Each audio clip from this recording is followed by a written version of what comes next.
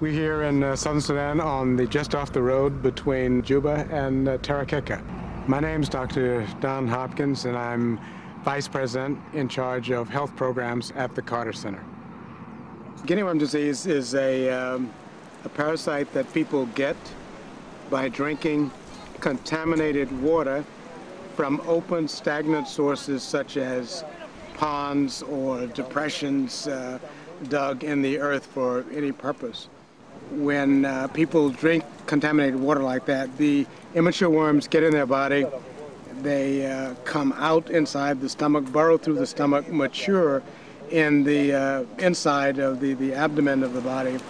And a year after people have drunk such contaminated water, the mature female worms that are by now 2 to 3 feet long, about 1 meter long, begin emerging directly through the skin, usually on the lower leg, but sometimes on any part of the body. And at that time, the worm is a gigantic uterus that's packed with hundreds of thousands of immature worms, and she is trying to put those immature worms back in the drinking water source. And so when such a person goes into the water, the worms are ejected back into the water. There they're eaten by tiny water fleas, and that way the cycle continues. We help people to understand two things, basically. When they have guinea worms coming out of their bodies, they should not go into a source of stagnant water like this that people are using to drink, because that will allow the worm to contaminate the water. They should not allow their children to go into sources, any neighbors to go into sources, because if a water source like this becomes contaminated, it's contaminated for everybody. The second intervention is to teach people when they have to drink water like this, to at least always filter it through a finely woven cloth. That won't filter out the viruses and bacteria, but it will filter out the water fleas that contain the guinea worm larvae. We provide the cloth filters.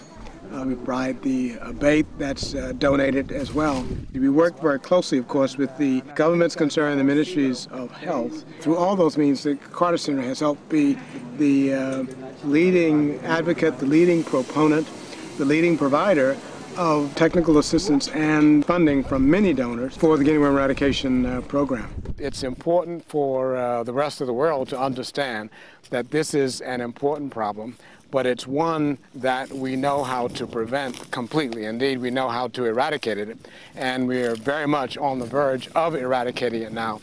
And when that's done, we will help make areas like this more productive. It will leave a cadre of health workers that have had the very positive experience of planning, implementing, and concluding a successful intervention like this. That will give them experience and confidence to go on and combat other diseases as well.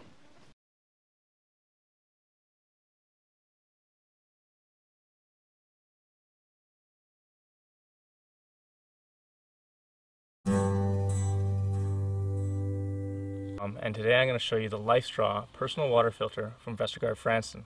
We're really excited about this water filter because it's been incredibly effective in humanitarian efforts worldwide since its launch in 2005.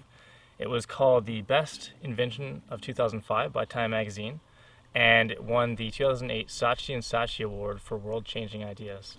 It's a really, really effective water filter, and I'm going to show you some of the features now. The LifeStraw uses a patented filtration system which uses no iodine, chemicals, batteries, or any moving parts whatsoever.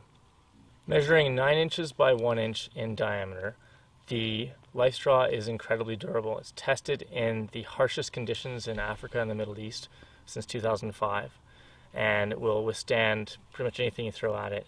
It has a shelf life of 3 years and will filter 1,000 liters, which is 264 gallons of water. The LifeStraw will filter to 0.2 microns, removing 99.9% of bacteria and protozoa. That includes E. coli, Cryptosporidium, Giardia, everything else. So incredibly effective for filtering out water.